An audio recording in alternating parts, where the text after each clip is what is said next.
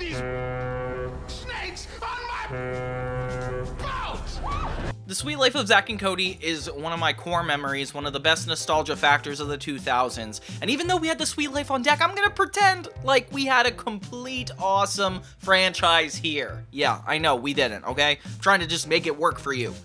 So Sweet Life of Zack and Cody is the first part of a two-part series. Sweet Life of Zack and Cody is about these two blonde twins that hang out around the Tipton Hotel, famous hotel in Boston. There's Maddie and London, who are this rich and poor girl that also are involved in the general zeitgeist of the Tipton. And Mr. Mosby, the neurotic hotel manager, who kind of fights against Zack and Cody's mom a lot of the time because of all the hijinks they get into. It's a lot of fun. Some of the best parts of this show are Zack and Cody's manipulation tactics, how immature they come across, how kind of the adult world and the child world kind of clash a lot of times. And there's not a lot of bad episodes, honestly. At worst, it's boring, but at best, it's a really exciting show. And I'm gonna go through each of the seasons, tell you kind of the weaker episodes, the ones that essentially almost took me out of this whole watch. So sit down and get comfortable as Johnny 2000 welcomes you to the Sweet Life of Zack and Cody franchise. So one of the episodes in the first season that I felt like really didn't do the show much justice is season 1, episode 20. It's called Christmas at the Tipton.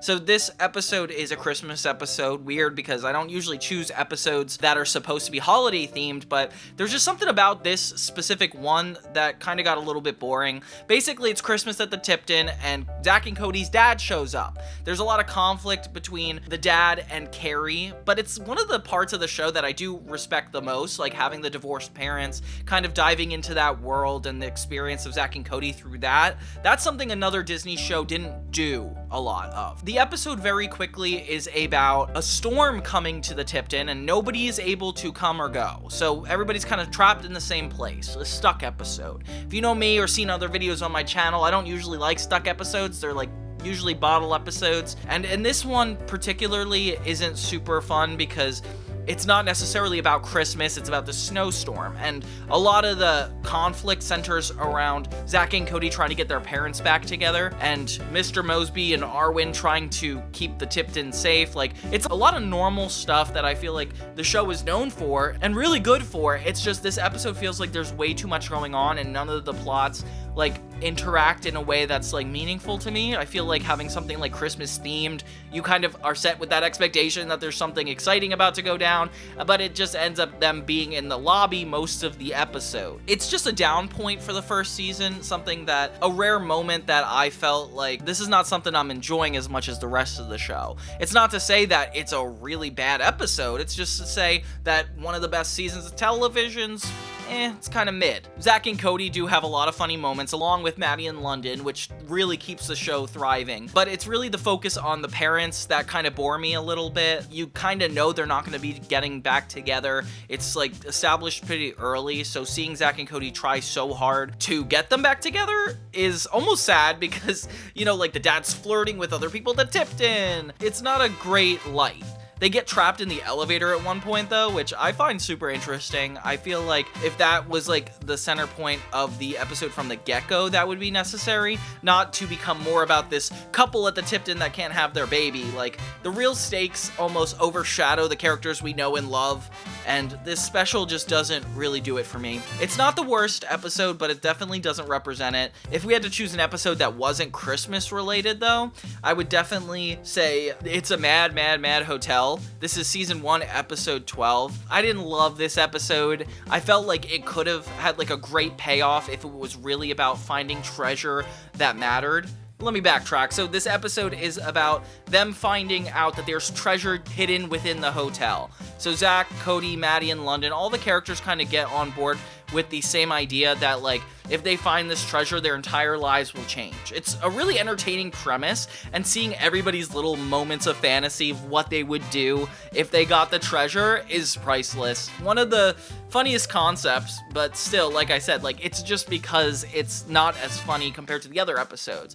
Esteban and Carrie together, which just feels out of the blue. Like, the out of character fantasies are the only parts that bothered me so much. Like, having Maddie play younger Muriel Muriel is the centerpiece of this episode with her ex-lover knowing where the map is, knowing where the treasure is, so she's kind of like an important part of it and super unhelpful when it comes down to it. I'm not sure if you guys remember, but a part of contention for me in the first series is you never realize that Muriel left until the third season when she comes back and she's a lot older. I wish they gave her like a proper send-off in the show, but that never happened. I feel like if the characters were playing themselves as opposed to past characters in this woman's life, I would have been more interested, but unfortunately the episode kind of loses me in that context. We don't feel like there's characters actually going through something, although they could have. Like, you could have had Zack and Cody and Maddie like have a consequence for not getting this treasure, pushing them to actually want to get it, but the fact that it's coming all out of like their own selfish greed is annoying, and we could have learned a little bit more about them but in the process, but that didn't happen. It's just everybody kind of doing their worst character things in order to get this treasure. London is even more selfish because she wants the treasure too, and it's like, you're rich, London, why do you need the treasure? Inevitably at the end they find out that the treasure is like hidden in the heart of the Tipton, but they just end up accidentally breaking into a bank. So the episode doesn't have like a nice payoff. All of the fantasies are never justified, so it doesn't really work out in the end. Yeah, not a fun representation of the show. I feel like the Christmas at the Tipton and this episode in particular are bad representations of it. Like, if you saw these episodes for the first time, I could see you not want to watch the show, and it's a good show. Like, it's totally worth watching, so please don't judge it by these episodes, you know? Then we get to the second season, which the episodes don't get bad, they just get kind of boring. Like, for example, like I just went over all of these in my complete second season video. There's 39 episodes. Ugh. Can you imagine having to watch 39 episodes to do a single video? Like, it was very annoying. So the worst part of this season is when they have these moments that get a little bit more boring, where they're repeating storylines, but the concepts of the new episodes are not getting more interesting. They're just kind of rehashes and less funny than their original. For example, Books and Birdhouses, season 2, episode 9. So in this episode, it's about Zack, instead of Cody, becoming the class pet. And Cody's not used to this, so they have a lot of conflicts between each other. Cody ends up not doing well in the class, so Zack offers to tutor him. And we see this really negative side of Cody that, like, it's one thing to be smart and to, like, sometimes feel like you're better than everybody else, but to double down in the way Cody does in this episode is a little out of character. The jokes were a lot funnier. If we cared about what was going on, I feel like that would matter more, but it's like the whole episode takes place with the woodshop class and the teacher not really respecting Cody having an ego. In the end, Zack ends up being the bigger person and gives him his final project just so Cody doesn't fail. And that's very sweet. Like, it's a very Zack sweet episode, but it's not like done in a fun way. It's just like one of those sitcom tropes where you bring in a new class just for the episode, just to give them a conflict. It just reeks of not genuine. It's good to know that we have like a Zack positive episode. I wish I could have said it was the best Zack positive episode. Like, they've had better episodes. Honestly, it's kind of weird to think about, but the other boring episode is also a Zack-centric episode. The Boston Tea Party, Season 2, Episode 17. This one is kind of like that first season episode, Mad Mad World, where they're seeing flashbacks of things that don't involve them. Yeah, so it's basically the park that Zack and Cody know and love is about to be taken down, and Zack is the least interested in this fact. Like, everybody else feels like it's an injustice and something's going wrong with the park, but Zack is like, no, it's not really anything to worry about, which is kind of depressing. It's like he's like kind of an anti-hero in this episode, and he doesn't want to learn about history. He's like too bothered to do anything about this. So it's rooting for a character that doesn't necessarily have like good intentions. Cody's really funny in this episode though, because he's like trying to write a letter to the government essentially to try to get this to stop, and it's very sweet. Like, it's funny and sweet at the same time, not just like him trying to be an environmental nerd and like aggressively attacking people for that. Like, this one actually has him being pretty funny. The episode is mainly a rehash of the Boston Tea Party, with each of the main characters taking on different roles that would have happened back in that age. Like, London is the rich character, Esteban and Arwen are the only people that could vote because women couldn't vote vote at that time. That's a funny concept, though. Like, to imagine that, like, the only guys that are capable of voting are those two. Like, what in the world? The costumes are interesting, sure, but they, like, take me out of the things I used to love about the Tipton. It doesn't even look like this is, like, a rehash of the lobby. It's, like, a whole new place that doesn't have anything to do with the show. Yeah, I feel like if they made this more of a character development thing and had actual stakes for the characters to worry about, more than the park, or at least remind us of the park, it would have been more interesting. But it's a Zack-centric episode about everybody else that doesn't really feel like it coincides in a great way. If anything, it's weird because the very end, the exact moment about the Boston Tea Party that is known for, is just skipped over. Like, we just have all the characters come back and be like, yep, Boston Tea Party's over. I guess that was crazy. And then that's it. Like, why did it have to end there? Yeah, so we get back to reality, and it's not even fun. It's them protesting this tree. They're, like, all sitting on a blanket when the bulldozer comes, and Mosby ends up being the one to save the day. That's where the action actually gets cool. I just wish we were reminded more through the episode that this is what they were fighting for, and not just an awkward amount of jokes to recreate this old thing in history. Yeah, like I said, the worst part of the Sweet Life of Zack and Cody is when it just gets plain old boring. That's exactly what I feel like this episode was for me, just like a boring episode. Not that bad, but not that fun, you know? Birdman of Boston, Season 2, Episode 28, is also a boring episode, in my opinion. It's an episode where a baby falcon hatches at the Tipton, and Cody kind of takes it under his assumption to take care of it. So it's like kind of like a Cody-centric episode. This one's just boring too. Like, it's just Cody acting like he's going to be the mother of this baby.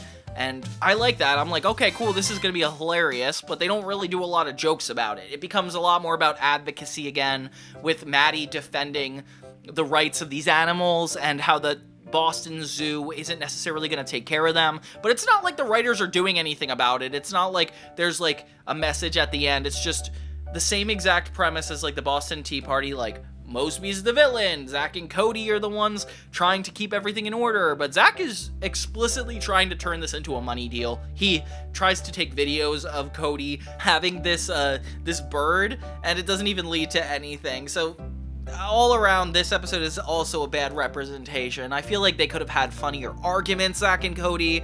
It could have been a little bit more about Cody and trying to be a mother, but it just ends up being about like Maddie fighting for the Tipton and Mosby, and nobody really feels justified in this episode, or like anything really paid off, unfortunately. So this one's kind of a miss for me. I feel like you wouldn't like it if you remember loving this show. And then Season 3 is the final season of Zack and Cody. It definitely kind of got a little bit more serialized, with Cody and Zack both getting jobs. They were committing a lot to ideas that didn't necessarily work in the past, and they're hoping they work this time. That's why Season 3 is kind of annoying. For me, I feel like the most annoying episode in general is the Super Twins episode. It just veers off way too unrealistically into like this fantasy world where everybody has superpowers. Arwen, Esteban, they all are evil villains with Mosby, and then Cody and Zack are the heroes. Their powers aren't that interesting or super reflective of who they are. It feels like a lot of awkward jokes. I mean, it's tied into this whole Wish Upon a Star special. Not sure if you guys remember that Disney Channel did this whole event where like there's a wishing star and all the characters have one episode to pretty much go haywire, which Zack and Cody have done in the past. They've gone haywire anyway. Why do you need to make it a star? Hannah Montana did this, Corey in the House did this, and Sweet Life did this. It's kind of like the Boston Tea Party, the Mad Mad World, where they have these fantasy cutaways, but this entire episode is the fantasy cutaway. Sure, it does good because it's actually the characters going through something. Mosby is himself, Cody and Zack are themselves, and it's about them trying to like fit into the adult world, which really doesn't want them anyway. Kind of sad. It gets a little too cheesy, a little unrealistic, and to think these events are the ones that would be canon in the Sweet Life universe is almost kind of ridiculous. Sure, Mosby is born to play an evil villain. Like this is his acting debut, okay? Well, that's kind of insulting. You know what I mean? You know, it's a fun episode, but it's only fun, and I feel like watching it again, it just confuses me about this whole quality of the show. Like, it's not working if this is the best they got. There's so many episodes you can do in this concept with the Tipton being the main place and all these characters, but this is not an action show. It's not a superhero show. I don't know why they tried so hard to make it work. I wish there was just like any other dream they gave the twins. Yeah, I'm just very disappointed. But not more disappointed in the actual worst episode of this season, which is also the worst episode of the entire show, the series finale. It's Mr. Tipton Comes to Visit, and if you saw my Disney finales video, you'll know that it's all because it's a clip show. It's just a clip show. I can't believe you take one final attempt at being able to send us off of the Tipton in a fair way, but instead they just have a clip show. It's all the employees thinking that they're going to be fired, essentially, having a clip show of all of them defending themselves on why they shouldn't be fired, and it's all moments from this show being rehashed and resurfaced, and it's really annoying. I feel like it would have been really funny if we got moments that we never got to see in the Tipton experiences, but it seemed like they were so focused on Sweet Life on Deck that they didn't even care of wrapping up the first half of this franchise. Like, guys, this is the prime of the show, and they didn't even take the time to put a cap on it in a meaningful way, especially for the people that grew up watching it. It's not really fair that they had to do it this way. Maddie is a lot less present in this season, which is also a part of its downfall, but if you thought that this franchise had a downfall, it's definitely not this first series. It's what's next. So yeah, this is Rosie. She is my partner in YouTube. She manages the channel. She gets in a lot of fights with people on the internet, so just be cautious. It's just hard because Sweet Life on Deck all around is offensive to exist. It feels like a lazy, broken down version of the Sweet Life of Zack and Cody, honestly. Later on in the series, you'll see how really bad it gets when there becomes a lot of genre shift, character ads and takeaways, just a lack of what made the original show so charming. It just kind of all falls apart with this series. I'm not sure if you guys seen my Sweet Life Season 4 recap, but I made a whole video assuming that the Sweet Life on Deck is shrunken down to be the 4th season of Sweet Life of Zack and Cody, which is kind of an interesting concept. Check that out, but here we're just going to talk about the episodes I find the most insane. There was a lot of really good moments for the Sweet Life on Deck. Like, I felt like I was in from the get-go, like jumping to a cruise to be the new setting. Like, that's very unique, it's very interesting, and for me, I'm like, it must be not hard to take the magic and essence of Sweet Life and put it on deck. Gosh, was I wrong. I didn't realize how hard it would be, because it really didn't work out. I mean, credits to the writers for trying to make it work out, but I wasn't a big fan of this. I feel like the characters that they added and took away almost fought with the vibe of the original characters, making the entire show almost like compete with itself. The conflicts just felt a little bit fewer and far between to just go with what they thought the Sweet Life was supposed to be. A lot of it just didn't work for me. So let's jump into all the most offensive episodes that I swore were a waste of my time to even watch. Okay, so one of them is It's All Greek to Me, Season 1, Episode 7. So this one is actually cool because it's about to be canon to The Sweet Life because it has Arwen in it. The actor, Brian Stepanek, plays Arwen. He's in this, but he just doesn't play Arwen. He plays a new character that is named Milos, and this entire episode is an insult to me because I was so close to getting my reprise of Arwen, and it didn't come soon enough. It didn't happen until Season 3, actually. So this episode was kind of like a big disappointment. When I thought The Sweet Life was getting on track with its original characters and its like quirky nature, it felt like this episode just kind of like smacked me in the face. Cody and Bailey are really not fun to watch in this episode. I feel like a lot of unnecessary stuff happens with them, and it's not even like the main part of it. And then we got this whole aspect of The Sweet Life loves to do like historical like episode ideas where like they're in a museum or it's back in time at like an old tea party. Like, that is so ridiculous to me. It would be cool if they actually made it in a hilarious way, but they do it in kind of a plotty way where it's like they don't really have a story in mind, so they have the characters act how they would in that. Yeah, Bailey and Cody are annoying in this because the whole first season is like Cody chasing after Bailey, and she does not look interested the whole time. It kind of reminds me of Zoe 101 when Chase and Zoe were on again, off again. That's kind of what Cody and Bailey are like here. She takes a shining toward the guy at the museum, which is not that surprising. The surprising part about it is she clearly is capable of liking somebody and being interested in somebody, so Cody, this doesn't look like you at all.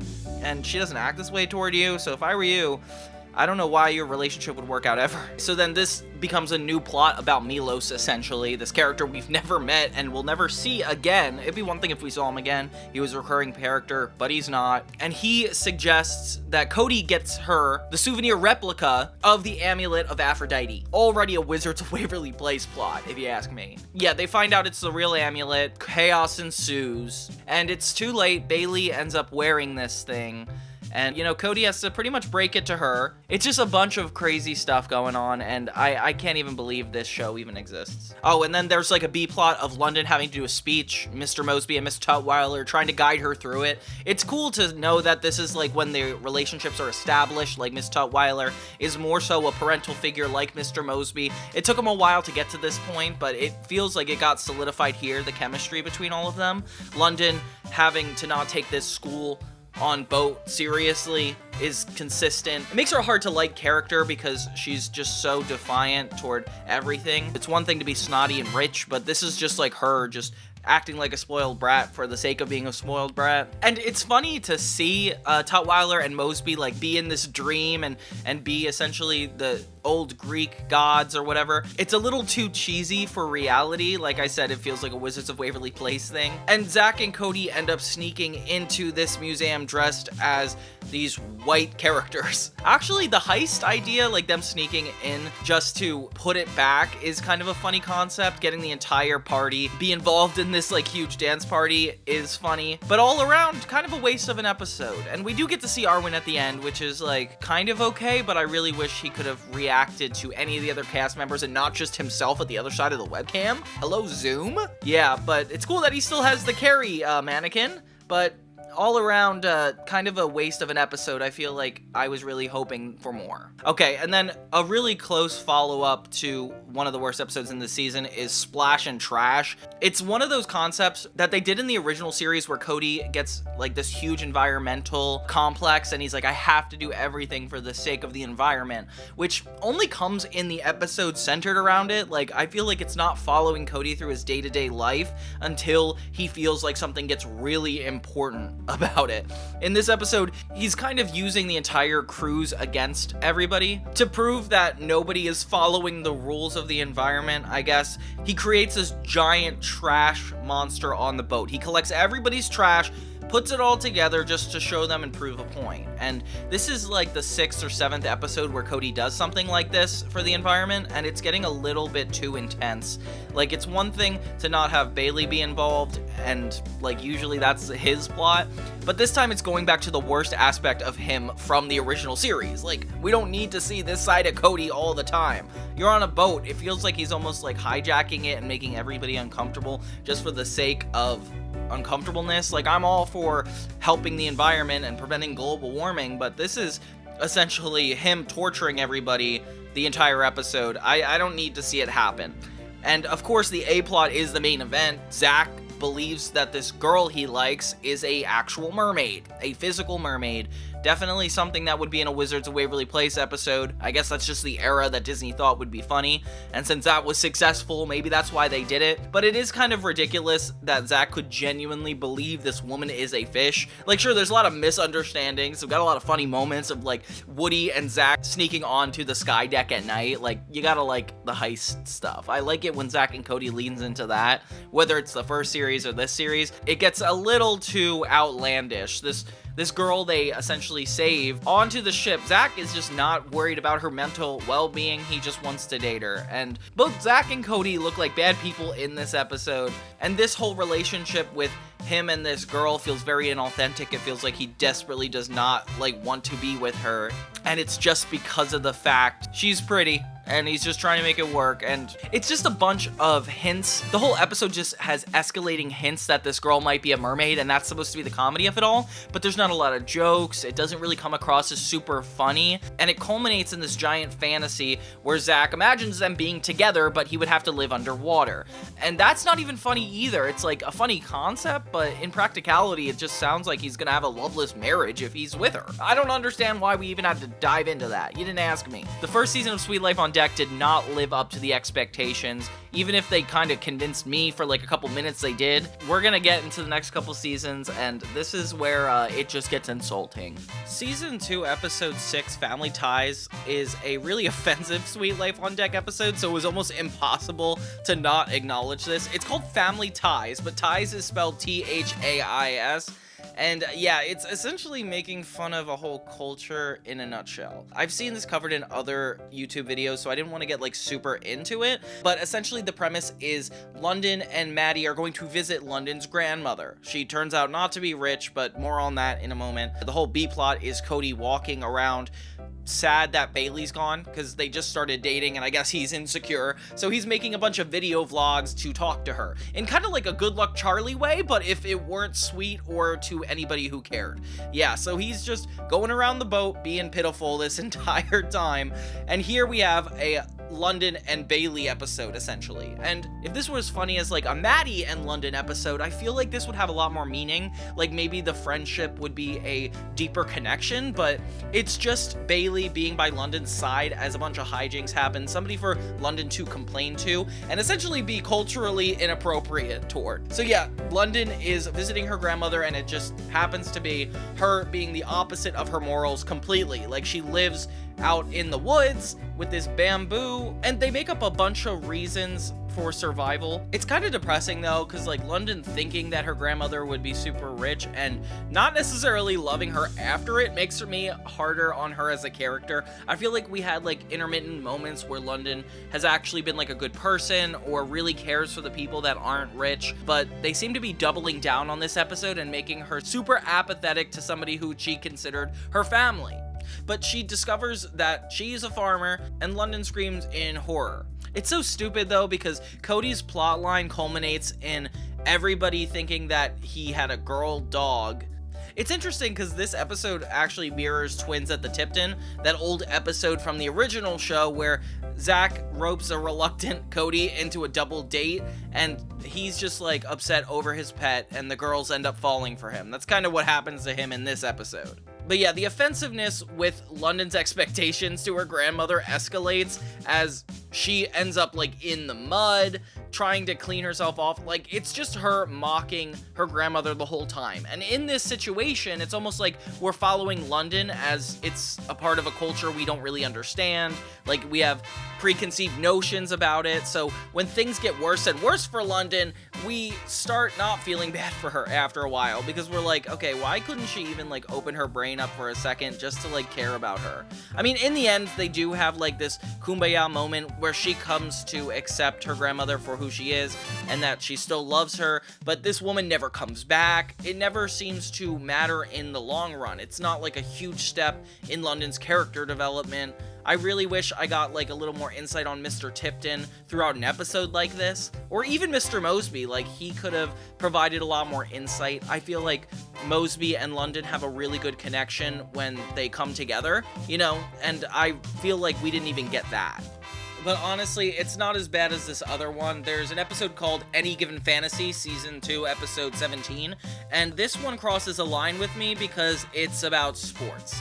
And it's not even like completely about sports, it's just enough to get me uninterested, and they don't even like commit to the characters actually getting good at this. So like by the end, I'm very much like, I know none of these elements are gonna have any longevity considering these guys are on a boat the whole time. So like, why even get involved in this? But let's at least go over it. So if you don't remember, a couple episodes earlier, Doc Shaw entered the cast in this season. His name's Marcus, and he was this famous guy named Lil Little, a rapper. And in this episode, Zack, Cody, Woody, and Marcus are all playing football. They're forbidden from playing it on the boat, which is super logical. It's fair that Mr. Mosby gets mad. Like, I don't know what they would expect from an experience like this.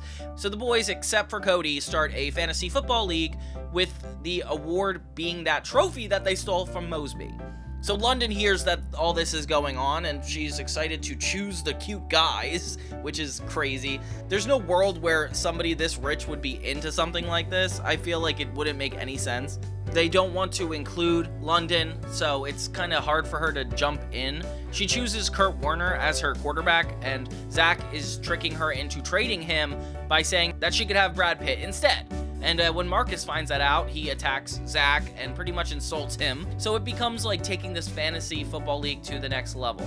When Cody explains to Kirby that the friends are excluding him because he's not physically inclined, that's where it gets intense. So once Kirby finds out that Cody isn't involved in this, he almost feels bad for him. It's because Cody obviously doesn't have a sports-like bone in his body. He doesn't mind to fail, but Kirby is like, hey, like, I will help you catch the football, learn how to do this and get better at it. So the next day they're having Cody injured in bed and Kirby's like visiting him.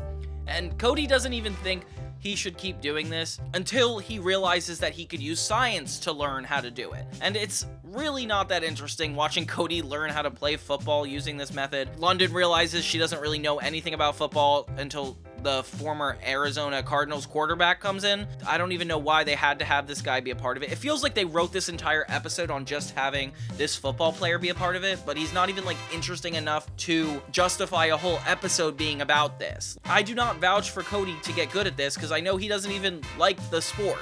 So it's more kind of like a revenge episode in a way that didn't need to be. I gotta be honest though, like, I didn't know anything about fantasy football. I do think it's fun to like tie that into this, like having not known about it. It reminds me of like that whole Dungeons and Dragons era where like they actually kind of weave that into storylines because it's so common. This is kind of like a primarily male-driven sports thing. I wasn't really into this at all, so learning about it wasn't super helpful. I'm glad there's an episode representing it, but if you know the Disney Channel audience, I bet they don't care either. This kind of feels like a waste of an episode, like one of the writers just had an idea, or were like a fan of this concept and wanted to write about it. It just doesn't feel authentic to the show, Sweet Life, and like if this were in the original show, it wouldn't even make any sense. That's why I'm like judging it so hard. The part where they're all in costumes watching the game is really cringy. I feel like they don't fit in the costumes at all. Like, why in the world would Marcus be wearing a baby outfit? I don't know. This is the part that is kind of off track for me. I do feel like it would be relevant seeing it in person, that they would have like something like this on like the Sky Deck or some kind of way to watch sports. So it's cool, it kind of fits into the universe of a cruise, but it doesn't feel like it panders to any of the characters, doesn't incite anybody to grow except for Cody, and I don't know if I'm interested in watching Cody do something he didn't want to do in the first place. But yeah, I guess I hope people are excited that this football player's here, because I sure as heck am not. And aside from these two episodes being like really annoying, there's also the one where they have a whole spy mission. The Sweet Life on Deck is so all over the place when it comes to what it wants to be, whether it's like a sequel to the original series, whether it's trying to be more unique on its own. It feels like it doesn't use the parts of being on deck that would actually be really cool. The opener of this season, The Spy Who Shoved Me, is about them becoming secret spies, and there's actual real world stakes, something that I feel like makes me feel like it's a completely different genre show. Like, it's a cool concept watching the boys work together, like Zack and Cody together are like the whole point of this show. But then when Bailey gets involved because they started dating and they have a whole guest star that is already a spy, things just get lost in the sauce. Like, too many plots are colliding here. Cody and Zack go to this like really fancy party where they're looking for a woman with a red finger, and it gives me the vibes of when they thought one person in the Tipton hotel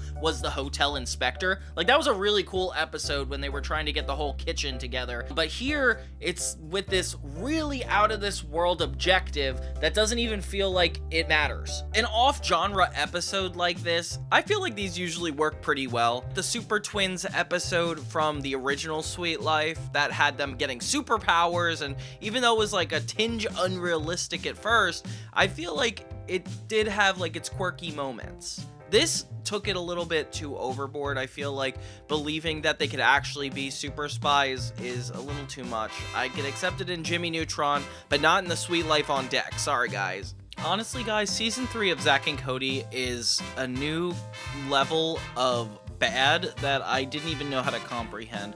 There's just something about it. Not only did it get flanderized times 10, but it feels like it's like not even the same show anymore. they keep just doing wacky things for the sake of being wacky. For example, this is season 3, episode 14, Frozen.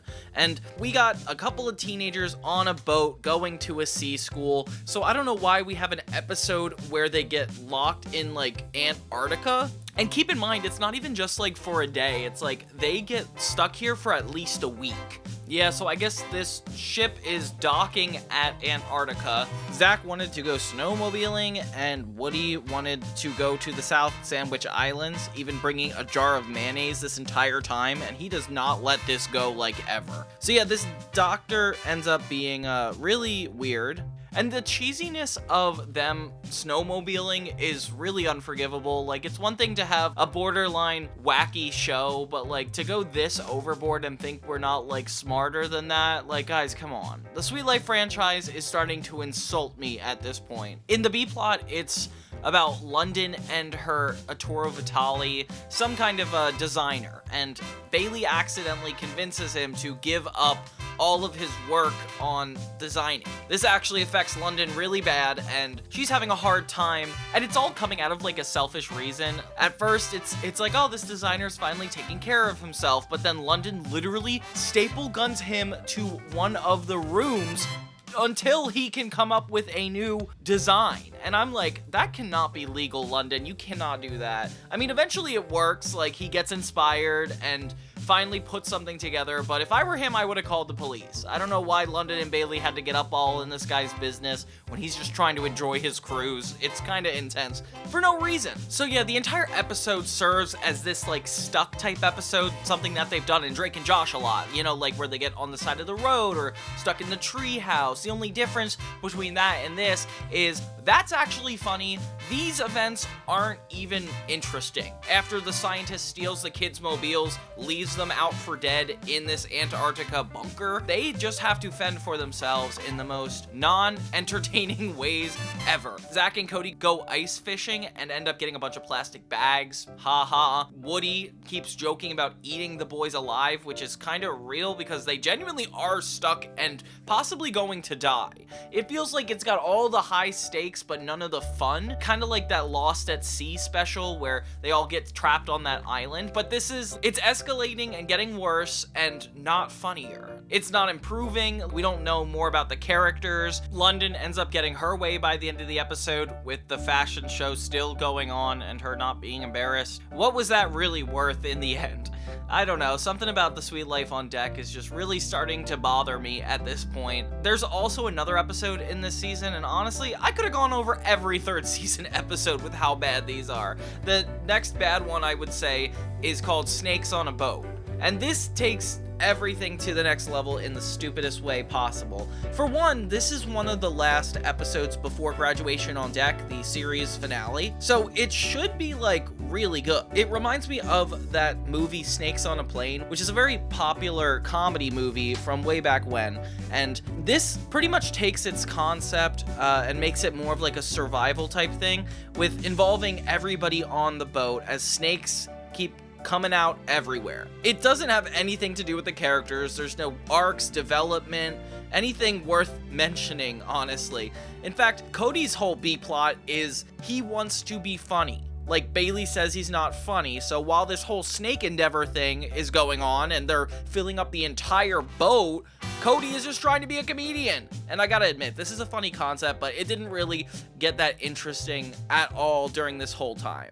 Woody and London spend a lot of time together, and I don't really think these guys are that funny together. It's not really like working in the same way that Maddie and London used to work in the original series. If this was like a Sweet Life of Zack and Cody episode, that would be really interesting, like snakes attacking the Tipton or like being put everywhere, but they wouldn't have this odd amount of vignettes between like Cody and Bailey or London and Woody or even Mosby being the one to capture all these snakes. I feel like they took the angle that was the least interesting, and the original show wouldn't have gone this bad ever. Oh, I do like that Mr. Mosby has like his heroic moment where he is the one to stop all the snakes on the ship, but it's not really that entertaining outside of that. Oh, there is one like funny part. It's where Cody's giving Zack advice about a girl, and he says that the best way to give advice is to always use numbers of sixes. Like, how many girls did you date? 6. How many girls haven't you dated? I don't even know. And that's like semi-interesting, but it's so crazy that like there's these two mundane issues with the main characters,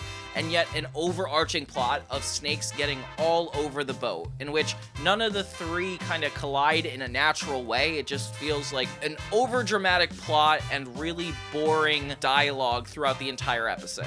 I mean, Maya's an interesting character, but it's kind of sad to bring in so many new characters for this show that you just inevitably abandon. We had Doc Shaw in the second season, but then now he's gone, and then now Zack has a girlfriend, Maya, and she's literally here just for the tail end of the series. Like, what else can you do for this actress? They did something similar to this on Wizards of Waverly Place. They actually had like a recurring new character for a little bit. I think her name was Stevie from the third season, and that's a lot more interesting. They actually attached a real plot line of like them becoming friends and everything. This, they just wanted to stamp on a girlfriend to Zack. Zack even talks about how he's been with so many girls, but knowing the show for at least 5 years at this point, I kind of don't believe he's with that many. I get it, like maybe he kissed them or some point, but like we've watched them grow up for the most part. I feel like we would know a little bit more if Zack actually was involved with this many women. He's no Drake Parker from Drake and Josh, especially since we don't actually see when he's with these people, unlike Drake. But yeah, like I said, everything works out, and the snakes part is given the least amount of time, despite the fact it's the most interesting part of the episode's title. This whole thing just feels like a giant waste of time, and I would forgive a lot of it if it wasn't for that really awkward montage of Mosby personally one by one getting rid of every snake. It's cute, it's a funny idea that Mosby's the one to save the day, but why does he have to do it by himself completely, have a whole montage about it, and then like nobody else is helping him? Like, it could have been like a huge come together moment, everybody putting aside their differences, maybe Woody and London even undoing their mistake, but it seems like they don't really take a lot of accountability in this episode either. So all around, I just don't understand why the Sweet Life of Zack and Cody on Deck had to go on this long. But yeah, all around, Sweet Life on Deck, major disappointment. If these episodes don't convince you to not watch it, I don't know what will. Maybe you'll like it. Maybe you get the vibe of the original. I feel like just having the funniest actors be a part of it is definitely something that is its high point. I could see somebody liking this show,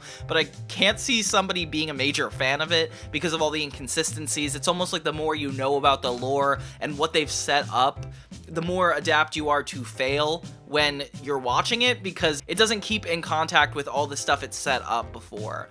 All around, it's nice to be a part of the nostalgia, but this is definitely out of my comfort zone, and I will try to not do this show as much as possible, so please don't make me. Thank you. Thank you guys again for your ongoing support. I love talking to you guys and hearing about your experiences with Disney. This is Johnny 2000, and have a great day.